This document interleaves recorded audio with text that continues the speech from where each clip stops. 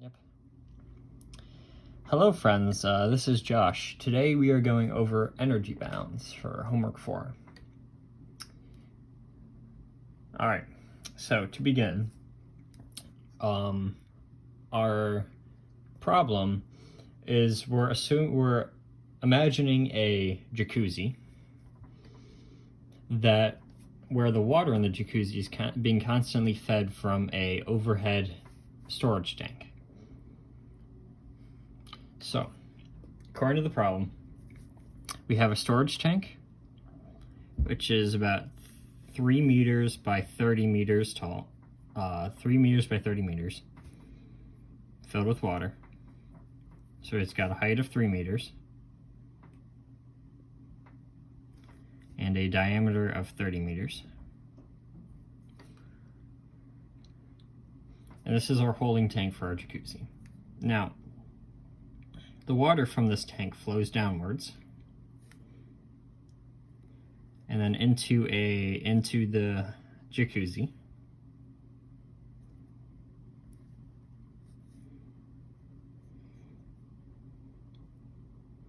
And it flows down 7 meters.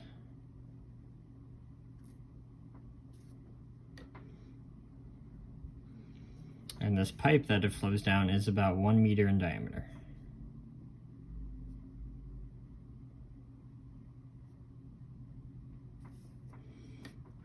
Okay, so this jacuzzi is at a height of 1 meter.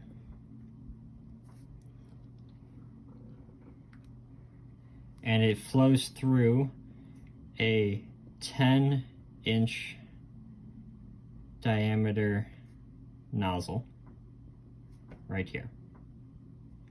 So there's our 10-inch diameter nozzle. And how we keep the water regulated is then we take and pump water from here. Here's our pump, and we pump this back into our holding tank. So this entire system is kept at what's known as a steady state. Oops. Excuse my misspelling. Steady state, where at all times the water levels are constant. So that way we don't have to worry about time influencing our answer. Okay?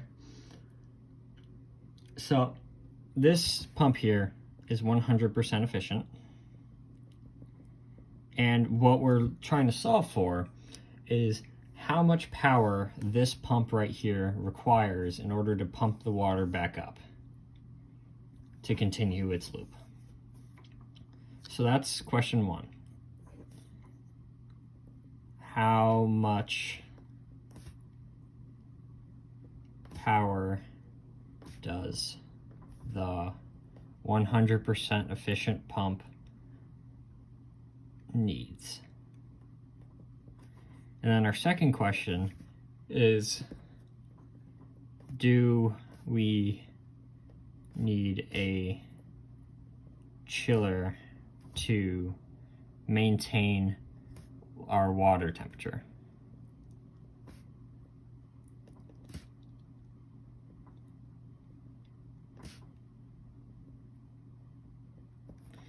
So these are our 2 questions we're going to answer.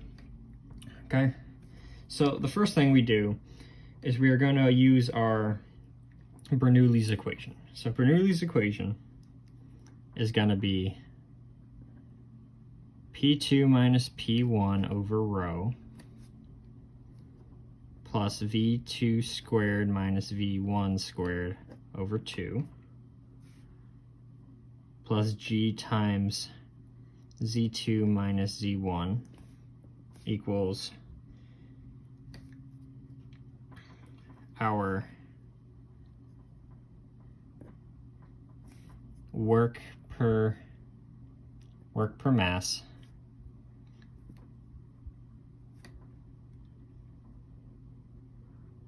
plus our frictional loss. So this is our energy balance equation. And what this tells us is as we go from spot 1 to spot 2, our pressures, our velocities, our heights are all related. And this will tell us how much work we do per unit of mass. And this will tell us how much energy we lose through friction. Okay, so our step 1 is we have to figure out our velocity that's coming out of this tank here. So let's draw another picture so it's a little bit easier to see what we're doing. So here's a not to scale representation of this tank. I just expanded it so it would be a little bit bigger. And this is our water level. So what we're going to do is we're going to derive an equation that relates the velocity at this point down here at some height h. This velocity here is going to be related to the height. So from our physics, our college physics, we know that the equation that relates velocity to height in a free fall is going to be velocity equals the square root of 2gh. So 2 times the gravitational constant times the height fallen. So we're going to hold this on, and this is going to be the velocity at, let's just say this is 0.2 and this is 0.1. So this is going to be V2. So if we're trying to find Q2, or our volumetric flow rate at 0.2, it's going to just be our V2 times our cross-sectional area this way.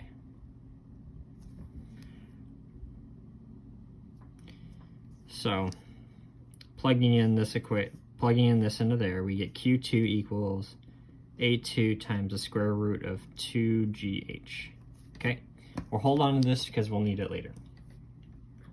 So our second step is we are going to then we're going to apply this equation here to this to figure out our volumetric flow rate that's coming into the tank. Because once we have volumetric flowing into the tank, we can then figure out how much is going out, because it has to be equal for this to be a steady state.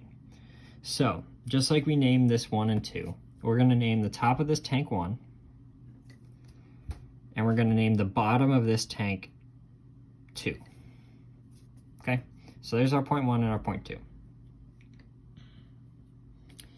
So applying our equation,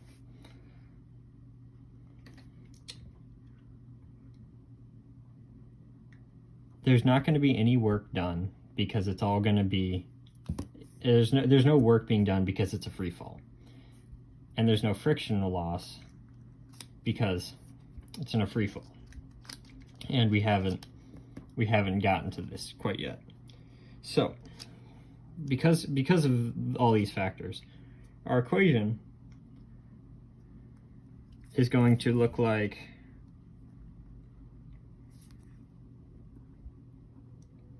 pressure at 2 minus pressure at 1 over density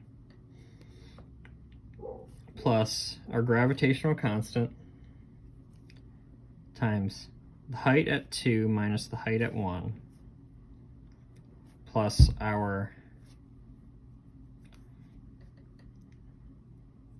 velocity at 2 squared minus our velocity at 1 squared over 2. And that's going to be equal to 0 because we were ignoring these two terms.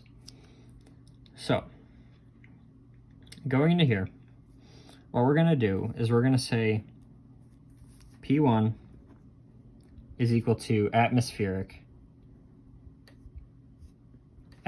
pressure. So by setting that as atmospheric pressure, which we're going to also set equal to 0, what we can do is we can then set P1 as 0. So we can cross this term out.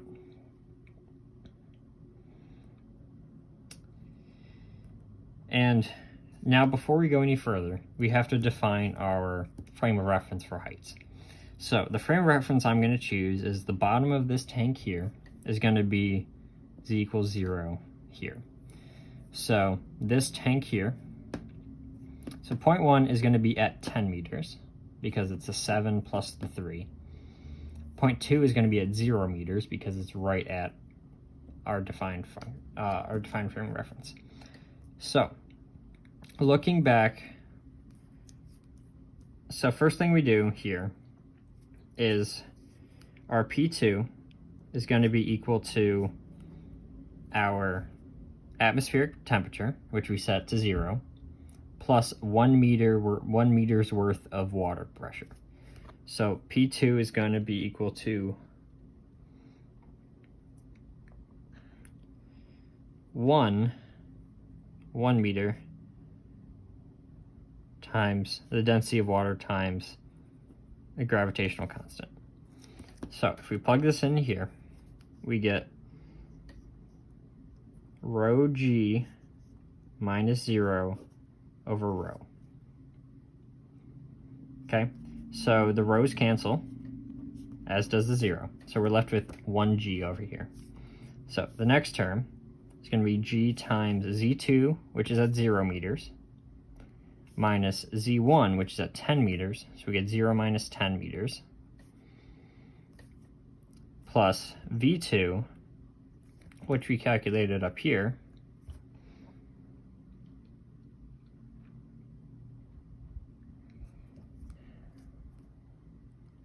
actually we're gonna hold off on that for a second. So v2, so we got v2 squared minus 0 for v1. So v1 is 0 because this is such a large surface area at point 1 that the velocity of the water moving there is about 0. So we can say that's 0. And this is over 2, and this gives us our equation. So simplifying and solving for v, we get v2 squared equals, so we have g plus negative 10g, which will give us 9g. And then v2 is equal to, 9g times this 2 here. So v2, which gives us a square root of 18g. Which now if we look up to this formula we got up here, it checks out because our difference in height from the top of the tank to here is 9 meters. So 9 times 2 is 18. Here we go. So now that we have our V2,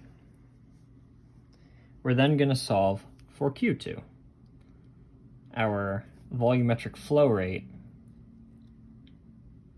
from the top to the bottom. So, and the way we're going to do that is we're going to pull this equation here, where we have A2 V2, and that's going to equal A2 times the square root of 18g. Now, to get the area, the cross-sectional area, what we're going to have to do is we're going to use this nozzle that we defined as 10 inches up here. So,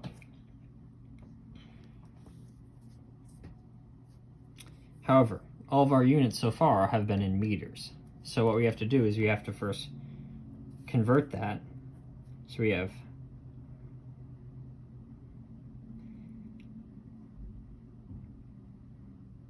we're going to have 5 inches because we're taking the radius of this, which is 5 inches.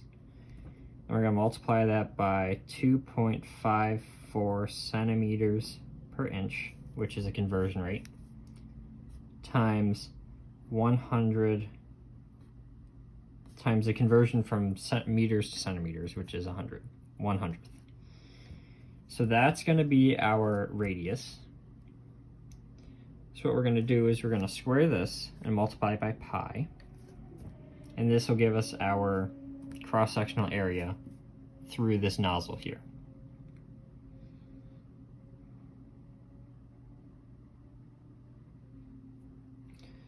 Now after squaring this, we're also going to multiply it by the square root of 18g. So doing this math, we get 0.673 meters cubed per second. And that's going to be our volumetric flow rate into the tank.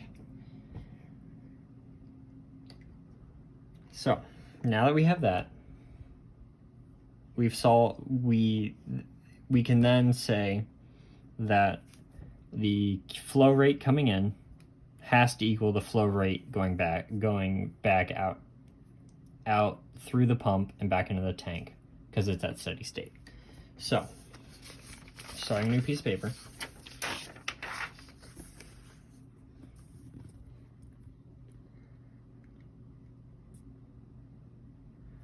What we're going to do is we're going to take our equation from earlier, where we have, and now what we're going to do is we're going to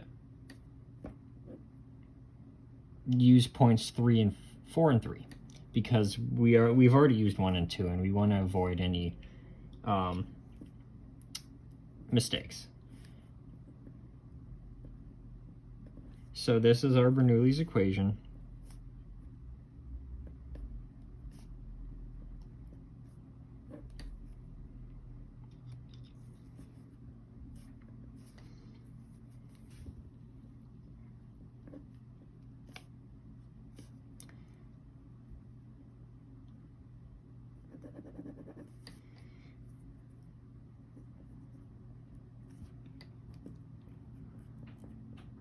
So what we're going to do is, looking at this equation, we can ignore this term right here, this frictional loss term, because we are given in the problem that the pump is going to be 100% efficient. So there should be negligible or no frictional loss.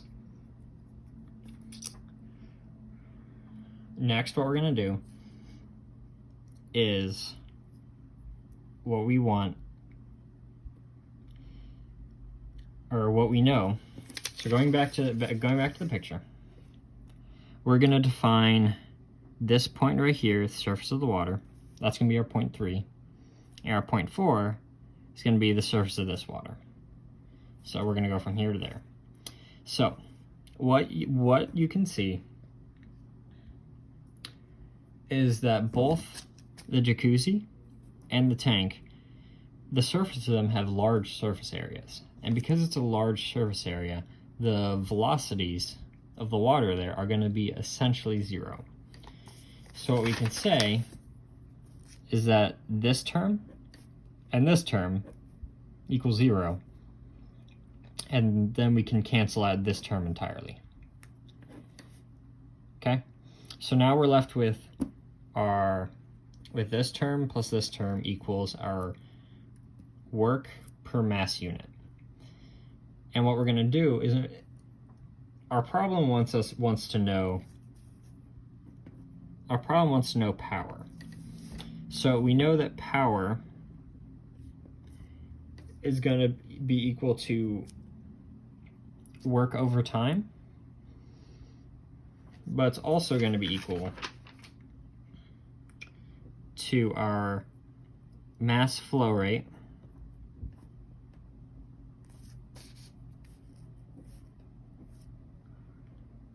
times our work done per mass unit. And this will give us our work rate, so our work over time. And we can do this so what we're going to do is we have to solve for this term right here, put it into here, and then calculate the mass flow rate to get our power output. So going into here,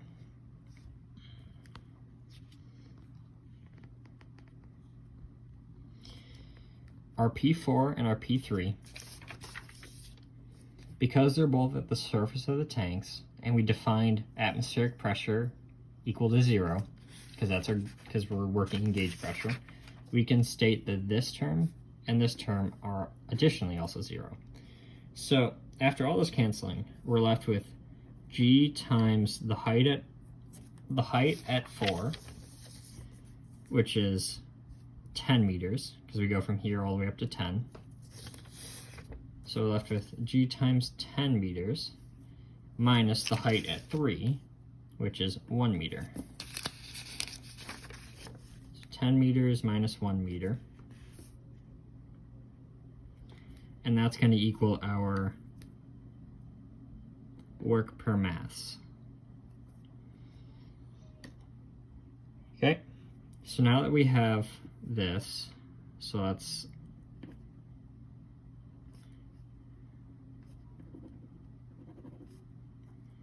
clean this up. Canceling this out, we're left with 9G. So now that we have this, what we can do is we can then plug in this into our power formula from above. So we have our mass flow rate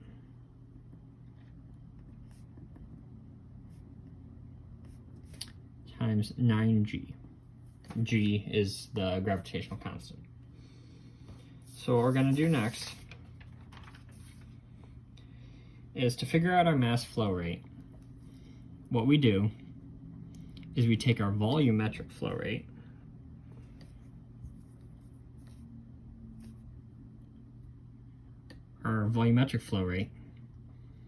in this, and then we're going to multiply that by our density.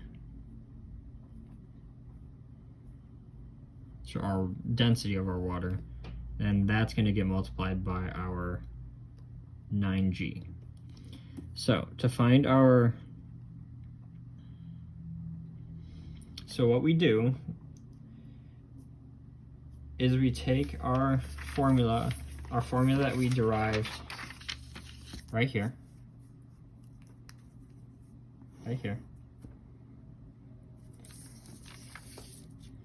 and we put that into here. So we get power equals our formula. So we got 5 inches times 2.54 centimeters per inch times 1 meter per 100 centimeters squared pi times the square root of 18G. And we're going to multiply all this by the density of water, which is 1,000 kilograms per meter cubed.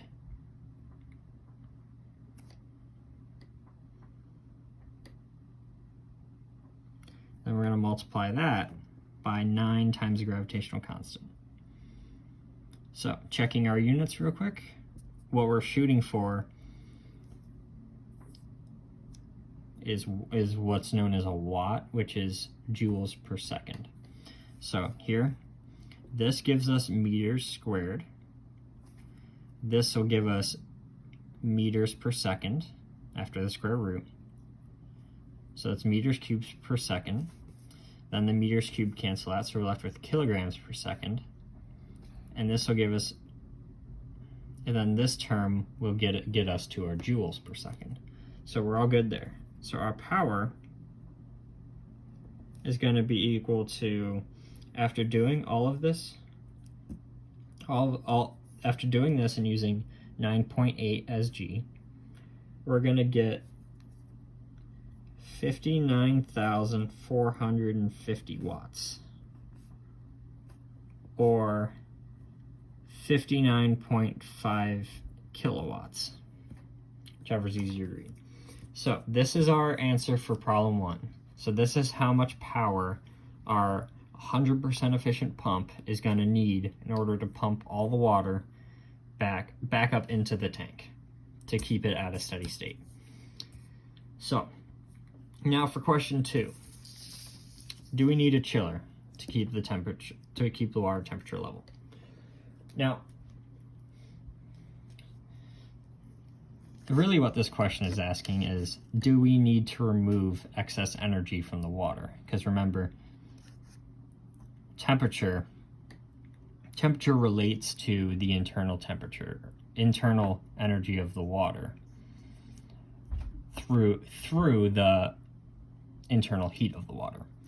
So in this example, water is falling and being cycled back up.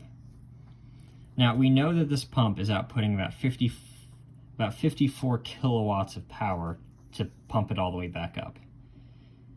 And if we were to close off this system, put it into a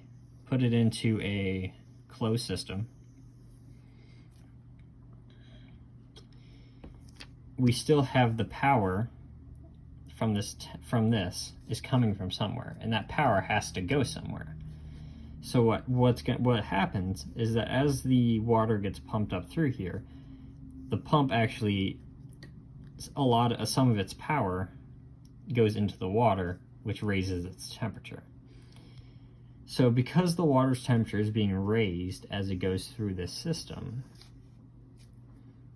and it isn't being cooled by anything, we will need a chiller in order to keep the water at the same temperature. So because the water is being pumped and the pump's exerting that much energy or power, we will need a chiller. So to answer question 2, yes, chiller is necessary. All right, that is our homework 4. And thank you all for coming.